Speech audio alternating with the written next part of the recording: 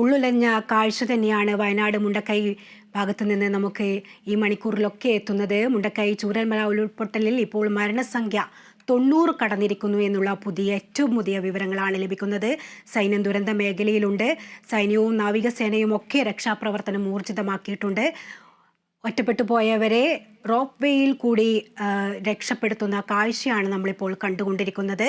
രക്ഷാപ്രവർത്തനം ഇപ്പോഴും പുരോഗമിക്കുകയാണ്. ചൂരൽമല മുണ്ടക്കൈ ബന്ധിപ്പിക്കുന്ന പാലം ഒലിച്ചുപോയ സാഹചര്യത്തിൽ 330 അടി ഉയരത്തിൽ താൽക്കാലിക പാലം നിർമ്മിക്കാനാണ് ശ്രമം നടക്കുന്നതെന്നും അറിയാൻ കഴിയുന്നുണ്ട്. അതുപോലെ തന്നെ വീണ്ടും ഈ രക്ഷാപ്രവർത്തനം പുരോഗമിച്ചു കൊണ്ടിരിക്കുമ്പോൾ തന്നെ മുണ്ടക്കൈയിൽ വീണ്ടും മലവെള്ളപ്പാച്ചിലുണ്ടായി, ഉരുൾപൊട്ടലുണ്ടായി എന്നുള്ള ഒരു വിവരവും കൂടി നമ്മൾക്ക് ലഭിച്ചിട്ടുണ്ടായിരുന്നു. അവിടെ നിന്നും അടിയന്തരമായി ആളുകളെ മാറ്റിപ്പാർപ്പിച്ചുകൊണ്ടിരിക്കുകയാണെന്നും അറിയാൻ കഴിയുന്നുണ്ട്. എന്തായാലും ഒരു പ്രദേശമാകെ ഒലിച്ചു പോകുന്ന ഒരു കാഴ്ച തന്നെയാണ്. ഒറ്റപ്പെട്ട അവസ്ഥയാണ് മുണ്ടക്കൈ. ഇപ്പോഴും രാത്രി 1 മണിക്ക് ശേഷമാണ് ഈ ദുരന്തമുണ്ടാകുന്നത്. ഉറക്കത്തിലാണ് വെള്ളം കുത്തി ഒലിച്ച് ഒഴുകിയെത്തിയതെന്നാണ് പ്രദേശവാസികളടക്കം നമ്മളോട് പ്രതികരിച്ചത്.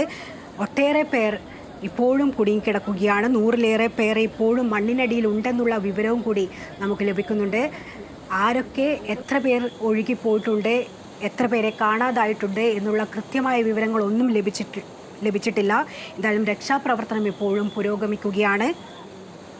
5 ഇടങ്ങളിലായി മൃതദേഹങ്ങൾ സൂക്ഷിച്ചിരിക്കുന്നുണ്ട് എന്ന് പറയുന്നുണ്ട്. വിവിധ ആശുപത്രികളിൽ നിരവധി പേർ ചികിത്സ തേടി എത്തിയിട്ടുണ്ട്.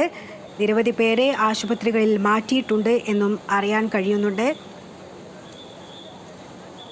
അതുപോലെ തന്നെ മുണ്ടക്കൈയിലെ NDRF സംഘം എത്തി കുടുങ്ങിക്കിടക്കുന്നവരെ രക്ഷിച്ചുകൊണ്ടിരിക്കുന്നുണ്ട്.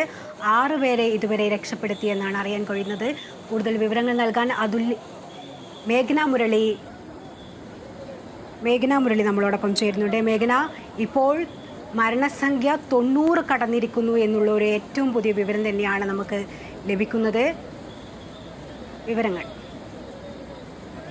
ശ്രുതി, ഇപ്പോൾ മരണസംഖ്യ 93ലേക്ക് കടക്കുകയാണ്. അങ്ങനെ ഇനിയും മരണസംഖ്യ ഉയരുമെന്നുള്ളൊരു ആശങ്ക തന്നെയാണ് പ്രദേശത്തുള്ള രക്ഷാപ്രവർത്തകരും സൈനികരും അടക്കമുള്ളവർ വ്യക്തമാക്കുന്നത്. ഇതിൽ ഇപ്പോൾ സൈന്യം തന്നെയാണ് ഈ രക്ഷാപ്രവർത്തനം ഏകോപിപ്പിക്കുന്നത്. സൈന്യം ഈ റോപ്പ് വേ അടക്കം ഉപയോഗിച്ചുകൊണ്ട് ഈ കുടുങ്ങിക്കിടക്കുന്നവരെ, ഏറ്റവും പ്രധാനപ്പെട്ട ലക്ഷ്യം എന്ന് പറയുന്നത് കുടുങ്ങിക്കിടക്കുന്നവരെ എത്രയും പെട്ടെന്ന് സുരക്ഷിത സ്ഥാനത്തേക്ക് എത്തിക്കുക, അവർക്ക് എത്രയും വേഗം തന്നെ സഹായങ്ങൾ, അതായത് മെഡിക്കൽ സഹായങ്ങൾ അടക്കം നൽകുക എന്നുള്ളതാണ്. കൂടാതെ ഇന്നലെ രാവിലെയാണ് പുലർച്ചയോടുകൂടിയാണ് ആദ്യ ഉരുൾപൊട്ടൽ ഉണ്ടാകുന്നത്.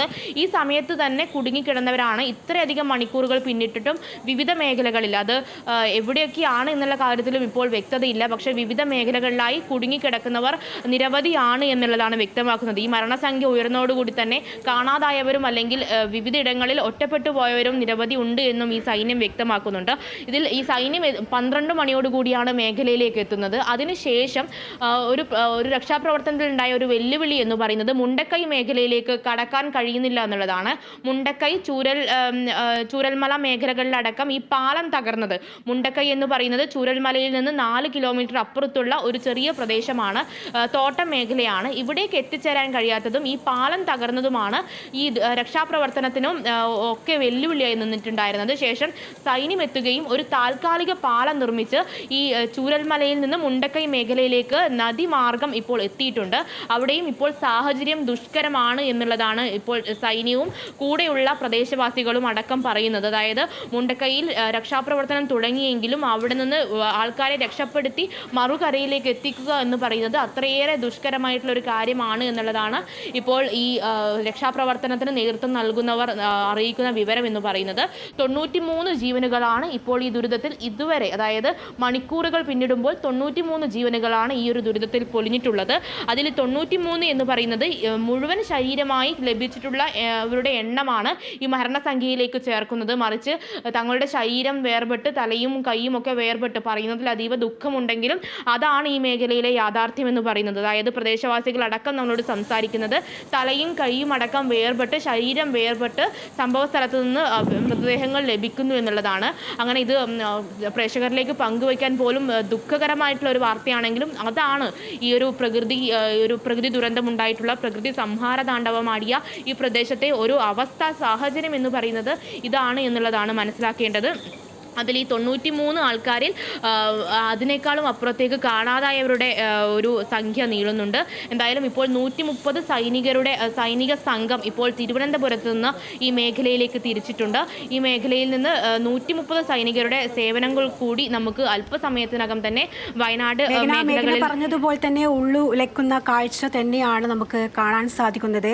ഇതിനിടയിൽ ഈ ലയങ്ങൾ കേന്ദ്രീകരിച്ചുള്ള രക്ഷാപ്രവർത്തനവും നടക്കുന്നില്ലേ? അതായത് 3 ലയങ്ങൾ ഒലിച്ചുപോയി എന്നുള്ളൊരു വിവരം കൂടി നമുക്ക് ലഭിച്ചിട്ടുണ്ടായിരുന്നു. അതുപോലെ തന്നെ ഈ പല പുഴകളിൽ നിലമ്പൂർ ചാലിയാർ പുഴയിലൊക്കെ ഈ മൃതദേഹങ്ങൾ ഒലിച്ചു വരുന്ന ഒരു കാഴ്ചയും നമുക്ക് കാണാൻ കഴിഞ്ഞിട്ടുണ്ടായിരുന്നല്ലോ. തീർച്ചയായും ശ്രുതി, അവിടുത്തെ ഒരു മണിക്കൂറുകളായി വയനാട് മേഖലയിലെ ഈ മുണ്ടക്കൈ, ചൂരൽമല, അട്ടമല മേഖലകളിലെ കാഴ്ച എന്ന് പറയുന്നത് അതീവ ദുഃഖകരം. അല്ലെങ്കിൽ നമുക്ക് അതിൻ്റെ വ്യാപ്തി അളക്കാൻ സാധിക്കുന്നില്ല. അത് കവളപ്പാറ ദുരന്തത്തിനേക്കാളും അപ്പുറത്തേക്ക് ഈ ദുരിതം കടക്കും അല്ലെങ്കിൽ അതിൻ്റെ തിരിച്ചെത്താം ഇപ്പോൾ.